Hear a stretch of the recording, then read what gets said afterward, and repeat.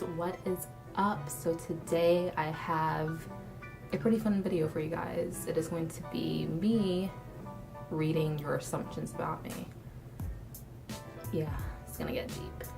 So I asked you guys on my Instagram, and I also asked some people that I know, like my family, which is kind of weird to ask your family because they should probably already know who you are and know the truth and lies about your life. But I don't know if my family really knows me that well. So I asked you guys on Instagram what assumptions you guys might have about me, and some of you answered, and also my family and some of my coworkers actually gave me some, so this should be interesting. But before we jump into this video, if you guys are interested in this video, please give it a big thumbs up at the end. Also, if you aren't already subscribed, please hit that subscribe button down below. And if you want to get notified when I upload a new video, please hit the notification bell down below so you can get notified when I upload a new video. Yeah, that's the point of it, right? So we're gonna jump right into this video. It's gonna get deep, it's gonna get real, and I'm not prepared for it, but let's do it. So the first assumption is, I assume you were adopted from Hong Kong. Yeah. So I think a background about this, I know who this came from, it's one of my family members, is because I look Asian to some people and I'm not, even though I probably have a little bit because my sister took a DNA test, so I have a little bit of it in me, but not enough to make my eyes look the way they look. But no, I'm not adopted from Hong Kong. Actually, that would be pretty cool, not the adoption part, but just being from Hong Kong.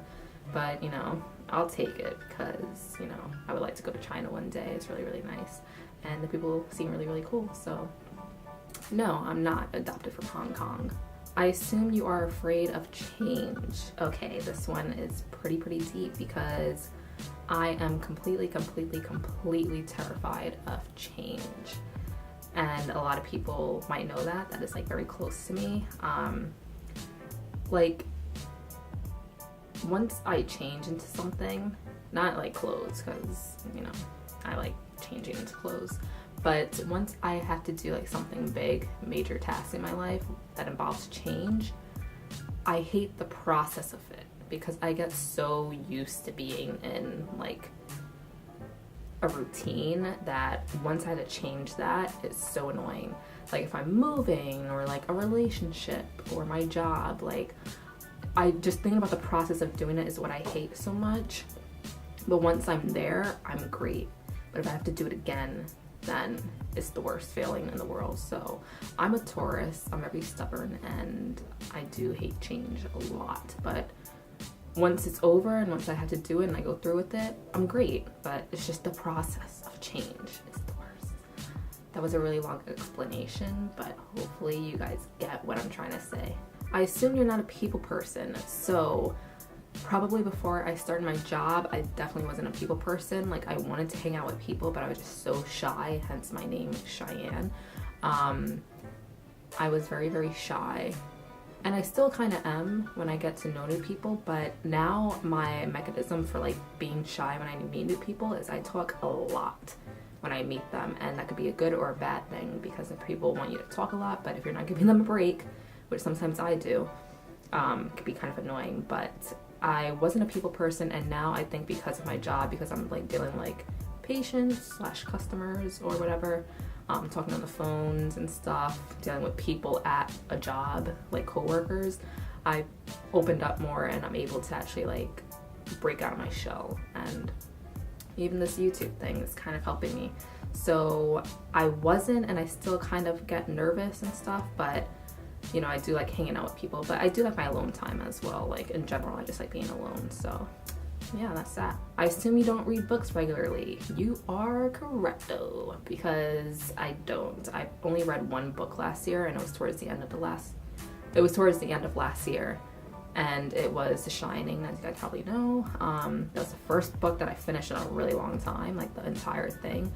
The book before that I actually finished was Coraline, which is like a kid's book, but it's really dark, the actual book, not the movie.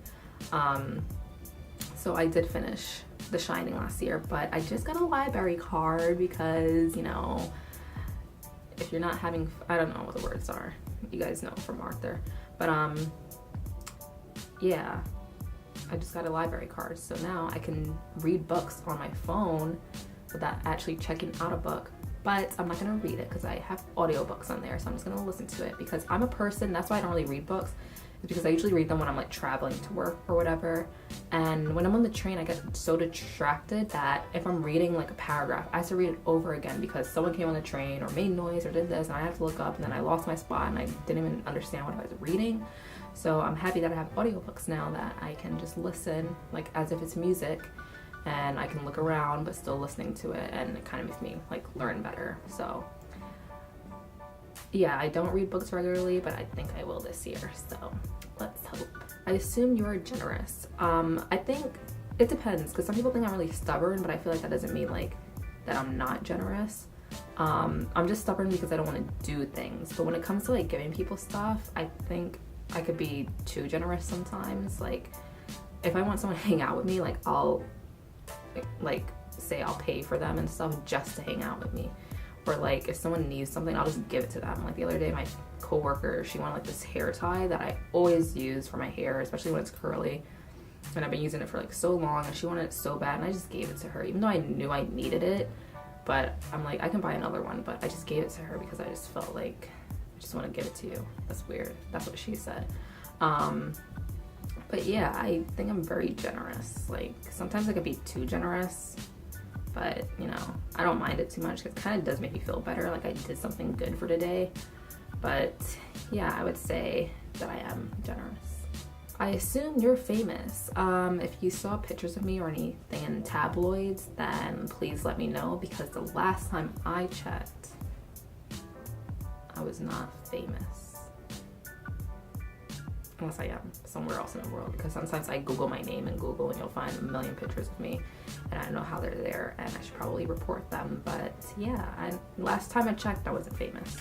I assume you're healthy just because you aren't fat. That is a great assumption, because a lot of people think that. They're always like, oh my gosh, you're so slim. I don't know how you stay so slim. Oh my gosh, you never gain weight. Oh my gosh, you can lose weight so fast. Like, no. I'm kind of sad that I just went from a size 6/8 all the way down to a 4, because the last time I was a 4 was like in 10th grade. And honestly, I eat so bad that I know inside of me is not healthy. Like I can just tell that the insides are not healthy. But my weight is probably healthy for my body. I've been the same weight for about like 10 years now. I've been about 125, like kind of goes 120, 125. And you know, the weight is good. I don't know if it's healthy weight, but it's been consistent for the past few years. But my insides, I don't know how that's doing, because I haven't went to the doctor in like 2 years, but I'm pretty sure I'm not that healthy inside. I'm pretty sure. Might have a few clogged arteries, but it's fine. I feel okay. Not at night though, when I breathe really bad. Here's a deep one. Okay. I assume that you wish your parents were still married. That was deep. Okay, so if you guys didn't know, my parents are divorced. Now, when I was younger, when I first got a divorce, I was just sad because I was like, I just had this picture in my head of our family, like when we were younger, like playing in my backyard and having barbecues and all these fun stuff. And it was just like a great feeling, like to have your family together. I'm pretty sure everyone feels like that. But when I think about it now, like them being together would have been so bad, because they would argue a lot and blah, blah, blah. But it probably would have been worse, and it did get worse as we got older. And now that I'm older, my siblings are older, it would have been probably way worse if they were still together. But I did wish that they were still, just so we can have that idea of being like happy family. I don't know. But kind of like the idea of like living in my house and stuff and doing fun things as a family sort of thing. It's what I miss more.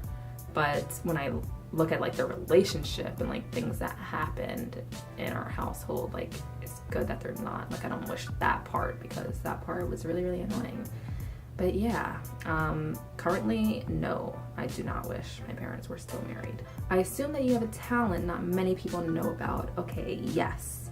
And now I feel like some people do know because I've started releasing, like, it sounds like I'm saying I'm releasing an album. No, because I started like sharing a little bit of it, and that would be singing. Now I don't know if I'm talented, but it would be more of like a secret hobby that I like, because I don't know how good I sound, but I've been singing like for fun since I was like in 7th or 8th grade. So I think like practicing it, just doing karaoke on YouTube, kind of helped me get to how I sound now.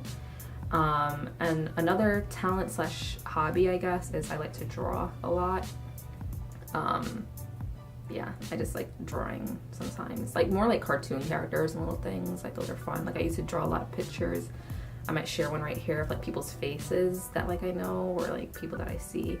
I'll just draw their faces, and I just think it's a fun hobby that I like to do. I wouldn't say talent, but it's a really nice hobby that I like. I assume you're sensitive and easily offended. Sensitive, yes, but like an angry sensitive. Like if someone talks about something that I'm very like passionate about, or even like certain things like in a negative way towards me, I just get angry sensitive. I don't get like crying sensitive, but I get like angry, like I want to like punch them in the face. But easily offended, not really. Like someone can say, oh my gosh, you're so ugly, oh my gosh, your eyes are like this, oh my gosh, your legs are like that, oh my gosh, why are you wearing that? And I'm just like, I don't know, I just like wearing it, so what can I do about it? So offended, not really. I just take it like whatever. I don't care. I'm already out the house. This is how I look. Can't change it. But sensitive when it comes to like certain things, yes, because I get more like mad, like Hulk rage sensitive. I assume you cry at least once a week. Okay, so before last week, I haven't cried in about a month. And just last week I cried because it was like a good cry, like good things. Like I know like it goes back to the change thing, like a change was happening and I was like stressed out and everything, but then I was crying because like it was a good thing that is changing. Like it's a good sad cry. Like I'm just crying because I'm stressed, but then this is a great thing that's happening. And yeah, that was the last time I cried. But lately I haven't, it's not like every week I've been crying. It's kind of softened up. I used to almost every night, not every week, but now it's kind of mellowed out, so it's really good. I assume you think about your family members dying sometimes and it scares you. I think it scares everyone if you have a really great relationship with your family. Now this is gonna sound really mean, but as for my extended family, I don't really think about them dying too often, which is probably a good thing too. That's good that I'm not thinking about them dying, but more of my immediate family, like my parents and like my siblings, because in my life, like we've just been so connected. Like that's what our life revolved around. I would say out of my immediate family, it would probably be my brother. If you guys know about my brother, then you know I won't explain in this video, but I have a video of when I went to Florida and I kind of explained what about him. But yeah, it's more about my brother. Like I think about it and it scares me quite a lot. And sometimes I have to stop myself from thinking about it, because then I get too like, I start to like panic almost. I'm like, oh my gosh, like let me just not, like I just have to clear my brain to not think about it. But yeah, it does scare me sometimes. I'm like, what would my life be like after that? Like my life revolved around my brother and my family for all my life. Like I've put stuff on the back burner just for my family. Growing up, which has kind of built me to make me like the person I am today. So to like have one of them pass away is like, wow, that was like all my life was based around, and I don't want to think about that. So yeah, it does scare me sometimes. So my coworker, or one of my coworkers, asked me, I feel like you are shy to pursue your hidden talent of being the best SZA. And I think he's talking about the music because he does watch my YouTube channel. Yeah, I'm shy to like sing in front of people, mainly because I close my eyes and I don't really show like, well, I do show emotion, but like when I close my eyes I look weird. And if I sing in front of people, like those videos that I filmed them at least like 10 times over, because I mess up a note or whatever and I have to make it perfect. So if I were to sing in front of someone like at that moment, I would totally mess up. So that's the only reason why I don't want to do it. And I don't know, I feel like it'll sound different in person than like in the videos. So people might be like, ugh, you don't really sound that good. So yeah, that's the only reason. I don't know if I ever will, who knows? Maybe at karaoke I'll kind of hide it like I'm having fun, but then actually break it out in a real song. But yeah, I am a little bit shy to do it just because I'm afraid of messing up. My other coworker asks, I feel like you're not a gold digger, but you're not messing with no broke. Now I can't say the last word, obviously, because it is a derogatory word. But no, I'm not a gold digger. I'm definitely not. But am I messing with any broke? Okay, here's the thing. Actually, I don't care about messing with broke people because I'm sometimes broke myself. If you're doing what you love, but you're not making the amount of money that you wish you could and you're struggling, that's great. If you're struggling in the hustle, that's fine. I don't mind that. Like, you're doing what you love, you're building your way up there. But if you're just sitting at home and you're not even broke, you're just nothing, like, then no, I'm not gonna mess with you, because why? You're not helping yourself. You're not doing things that you should be doing to make yourself a better person and provide for yourself. So, unless you're like, have an illness or something, then I understand. But yeah, if you're broke, it's fine. If you're broke and you're hustling out there and doing things that you want to do, I don't care. But if you're just sitting at home on your mother's couch, not trying, then no, I'm not messing with that. Another one was, you prefer, or you like Spanish guys, like you prefer Spanish guys. And I've dated Spanish guys before, or a few in my past life. But I don't prefer them. Like, I prefer many different kind of guys. It just happens to be like where I grew up and stuff, or places that I would visit and stuff. I just was around, I guess, more Spanish people. So I just ended up dating Spanish guys just because those were the only ones that were like mainly around. But it's not that I prefer them. Like, just because I dated them doesn't mean I prefer them. I like a lot of different men, and I'm not afraid to say that. Ladies, come on. But no, I don't just like Spanish men. Like, I've dated them, but I don't just like them. Like, you guys are cool, but it's not just you, buddy, you know? I assume you have a cool personality, easy to get along with, and like adventures.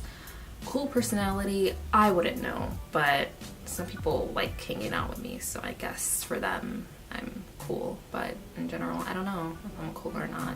Maybe I am, maybe I'm not. That's for you to decide, America. But I think I'm cool sometimes. Like, I could do cool things, or like I don't know. But I think I have an easygoing personality. Like, I don't know. That question's making me nervous. But easy to get along with, yes, unless you're like very out there and annoying, then no, because that annoys me so much when people are like loud and stuff. Like, I like mellow people that just like to chill and stuff, so that's how I am. Then I can get along with you. But if you're just loud and obnoxious, like, you're annoying, and no, I will never get along with you. And like adventures, yes, not like daredevil stuff, like jumping off a cliff, but I like adventures like traveling and flying somewhere, like going on rides and stuff and doing fun things like hikes and whatever. But yeah, not like daredevil jumping out of a plane and killing myself almost because my parachute doesn't open. And my last question, which my coworker actually asked me, because I always tell them about my dating life and they know about people that I date, is I feel like you prefer fair-skinned men.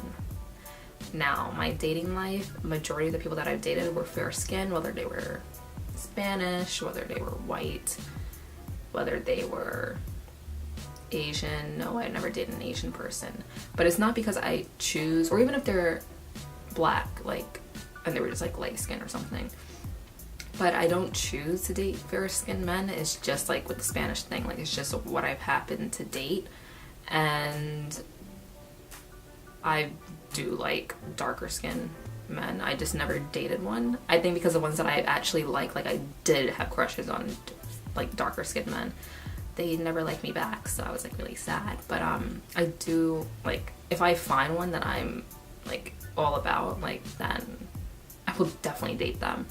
Like, if you're Kid Cudi or Mahershala Ali, I will love you till the end of time. So if you are a doppelganger of any of those people, please contact me because I am in need of your love. But yeah, it's not that I prefer them. It's just that's who I've dated in my past, and it just happens to be. I do come across guys, like I'm on Tinder, swipe, that are darker, but I've never gotten a swipe back, which is kind of sad. I don't know. But for me too, it's also just like personality. Like if I'm not drawn to you, like personality wise, then I'm not gonna date you. And yeah, that's what I look for more. I don't care about your skin color at all, dude. Like, look at me. I'm light skinned, but I'm not super white. Like, but do I prefer them? No, I don't prefer. I just dated them. Majority of them were like lighter skin or fair skin. And maybe one day I might date a darker skinned guy. I don't know. I would like to find one and actually date one because I haven't yet. And you know, I like trying out new things, ladies. So yeah, that's that. If any of you had that same question for me, but I feel like a lot of people don't know about my dating life, so they wouldn't really probably ask me that. But yeah. Hope I answered that correctly. I don't know, but that is the end of my assumptions. That was pretty intense. Not really. It was pretty easy to answer. But I hope you guys enjoyed it, and if you did, please give it a big thumbs up, and also don't forget to subscribe down below. And I will see you guys in my next one. Peace.